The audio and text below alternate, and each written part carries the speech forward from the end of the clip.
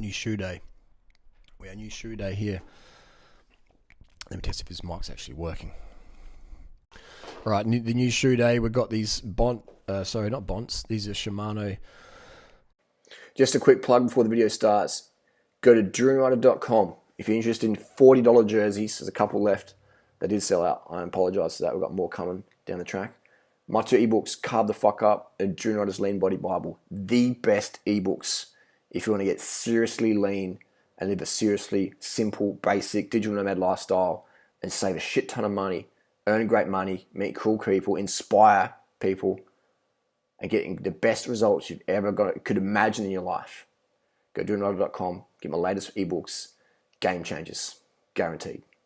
Thanks to our friends at Shimano, Shimano Nigeria, we have the Shimano XC9, which is one of my favorite ever shoes Shimano's ever made. I like it for many reasons. I'll show you why. It has the BOA dial system on there, which is good, but if you ever get it, make sure you get the double system so it goes up or down. Tighten up, loosen off. Actually, loosen, tighten, loosen, tighten. So if you're hitting a sprint, hitting a climb, give it a bit of a tighten. If you do it too much, you can just back it off one click at a time. So massive micro adjustment there. Fantastic system. Durianrider's favorite setup, the BOA dials in both directions, not just one. Some of them are just one, so be careful. Never ever buy a shoe that just the BOA dials only go one direction, because to make the micro adjust, you got to pop it off and then just always make sure you can go both ways. All right? I don't even know why the fuck BOA released a product that only goes one way. That's just dumb. And these things cost 5 cents to make, probably. Just make it double. Yeah, put it on there. This camera's cutting out for some reason. Anyway, so this is a Shimano top of the range XC shoe. Let's go. Let's test the stiffness of that. There is no flex in there. If you're flexing that, you are on a shit ton of steroids. You are on a lot of steroids. If you can flex this shoe, you are on some serious rich piano steroids there. Some full natty bra. You're on probably about 100 milligram of oxymethylone a day. If you can flex that, you are fucking stronger than a gorilla. So there's no flex in there. There's torsion. There's just no twisting. So this is as good as any road shoe out there. On the stiffness scale, Shimano call it 11. Their road version is a 12. But if you can tell the difference between 11 and 12 when it's this stiff, then that's, I don't know what's going on there. You must want some serious fucking steroids to be able to tell the difference in that. So that is incredible. This is Natasha's old shoes. Where are they? Here they are here. So this is like an entry-level shoe. This is what a lot of people start with. And so then they have a really flexy, cheap mountain bike shoe that flexes a lot, sort of torsion, it bends like a banana a little bit. So then they get like a road shoe. And they're like, wow, this is so much stiffer. All right? But it's not because it's a road shoe. It's because it's a carbon-soled top-end shoe. The stiffness between these Bonts and the Shimano is 99.9% the same. All right, so there's no real difference there.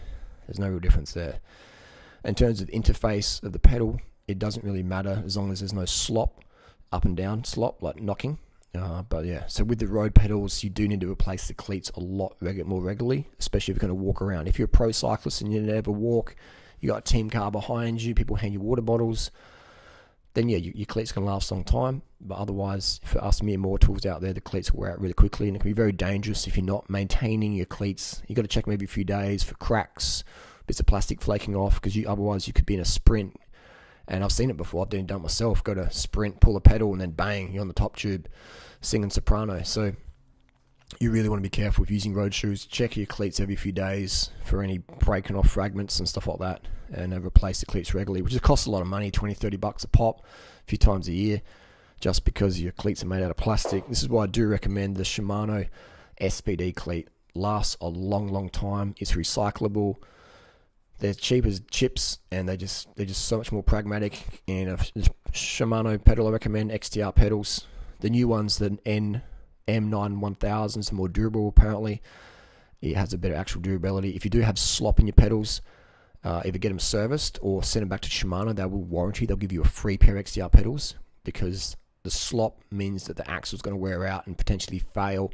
If you Google up XTR pedal axle fail, there's plenty of pictures of people riding along with sloppy axles, and it's just the end caps is snapped off and the pedals slipped off and they've crashed or they've cut their ankle open. So be very careful. Everything wears out or just gets sloppy. So if you do get sloppy, send them out to Shimano and that will help them diagnose the problem and make sure it's safe for their consumers. If it's got the XTR label on there, it means it's going to be 100% legit, and if it's not 100% legit, send it back so Shimano can make it legit.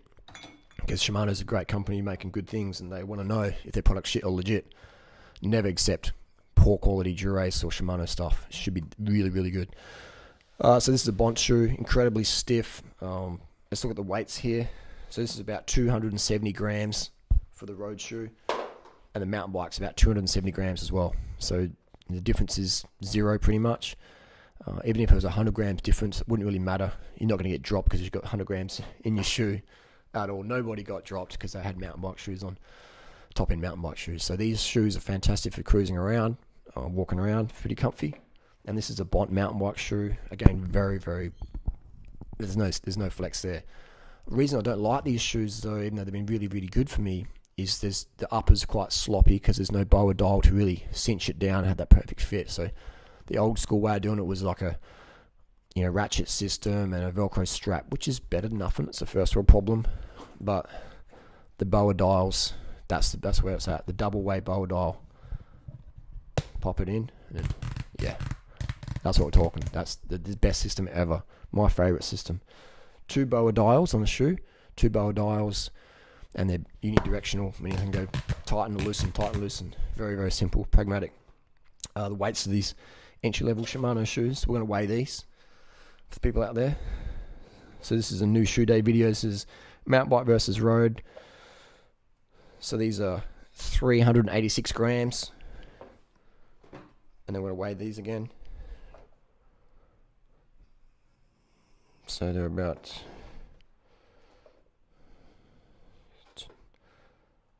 340. Six scales maybe a bit broken, I don't know. Either way, the scales could be broken.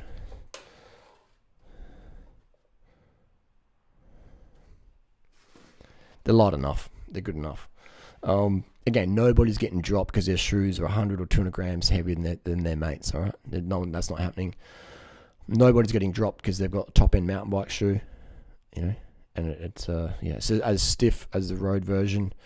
Anyone who says otherwise, you're full of it. Or, I mean, you're putting out 2,000 watts and you can notice that difference. I certainly can't. I'm flexing with my arms here. So it's a fantastic setup.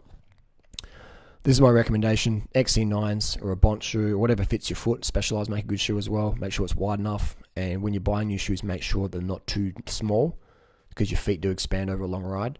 So get the width, get the girth. Everyone loves a bit of girth, and get the length. Everyone loves the length. Size does matter in your shoes. So longer is a little bit better than shorter. I generally have about a thumb or a finger end of my shoes. All right. So you never want to feel your feet in your shoe, the tip. All right. If you feel your toe at the end, I'm touching the end, your shoe's too small. So have a bit of a room there. And there you go. That's my recommendations. And also when you put your cleat in, get a whiteout pen. This is a really hot tip. Get a whiteout pen and mark it. So if it does slip, then you can angle it back. All right. And you want to make it so your heel's typically in, almost buffing your cranks, and that will alleviate ITB tension. Big tip there. So if you stand with your heels in, then you want to line up so your heels are in when you pedal. If you stand heels out, then have it like that maybe. But most people are heels in when they stand. Look down at your feet. I even sitting down this football, my heels are in. So line it up so your heels are in by angling that cleat towards a big toe. And then get a whiteout pen, mark it. Also put some grease in that thread there, and that way your bolts won't corrode and rust in to your little anchor plate. That'll be much easier to get them loose next time. So there you go. That's the hot tips there. I've been using clipless pedals for 23 years now. Made a lot of mistakes and bought a lot of wanky road shoes over the years and expensive pedal systems. I've used all the systems: Time, Speed Play, Look, Campag, Shimano, all the gig. And my favorite these days is just a simple Shimano XTR pedal with a top end, high performance, lightweight, super stiff, double direction boa dial shoe that really snugs the foot, but yeah, is long enough for those long epic rides, but it just has a really strong performance race feel. And I get that in the XC9s, I get that in the Bont Vapor Gs. The stiff, you want a stiff sole and you want some rub on there so you can walk around and just get the stiffest shoe you can get with a rubber sole, boa dials, and set and forget and fucking ride hard. Fucking flog yourself. So to answer the question, do you need road shoes to get a fast, fit, hot-looking, fit, lean-toned body, looking like a high-carb vegan cyclist? Do you need road shoes to do that? The answer is no.